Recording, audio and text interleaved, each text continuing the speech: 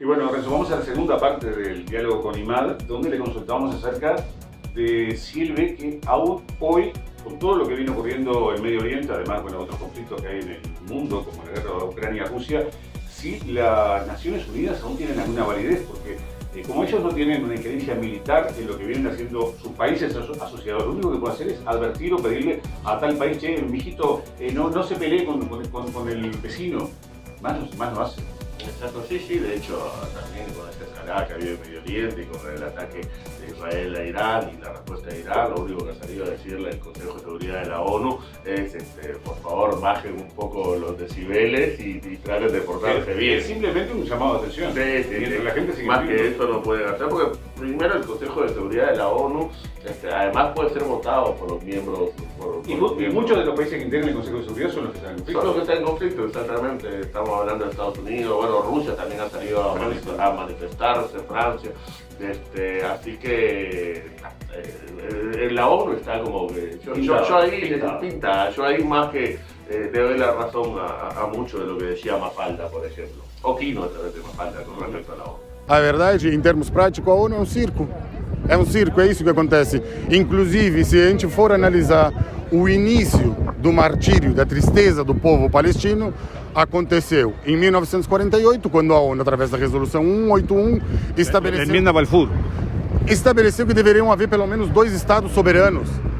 Começando pelo Estado palestino que vivia, imagina que anterior a essa época viviam cristãos, judeus e muçulmanos de forma pacífica. Após isso, a ONU estabeleceu 2 estados soberanos e Israel jamais respeitou. Desde 1948 que vem acontecendo essa limpeza étnica, essa usurpação de terras, a morte indiscriminadas e não é respeitado. Inclusive na organização internacional jurídica, que inclusive tinham condenado o Benjamin Netanyahu para que ele fosse pego em qualquer outro país. E a gente sabe que não acontece nada porque é um Estado que é apoiado pelos Estados Unidos e o mundo inteiro termina fingindo que não está acontecendo nada, se torna inerte porque são vidas palestinas, porque se fosse ucraniano ou algum outro tipo de vida, com certeza o mundo estaria muito mais mobilizado. E não digo isso dizendo que a vida de ucraniano não vale, não, a gente é totalmente contrário à morte de inocentes, só que só um pouquinho. Até quando a gente vai aguentar? Até quando? O que é necessário acontecer? A gente pergunta sempre a mesma coisa. O que mais é necessário acontecer? Eles estão acabando com tudo.